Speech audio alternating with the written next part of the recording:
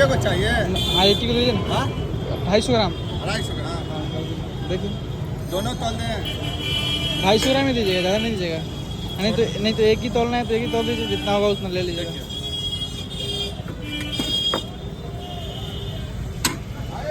चलिए लाइए 20 रुपये। ठीक है, उसको काट दीजिए ना उसको। ठीक हो जाएगा। छुट्टा दे दीजिएगा 20। उसको काटिएगा नहीं, हाँ कट होगा भैया। काट दीजिए। अब बोले कि धो के खिलाइए तो फिर हम क्या करें, सादे खिला दें? नमक वगैरह भी डाल दीजिएगा, हाँ नमक डाल दीजिएगा। नमक डाल देंगे।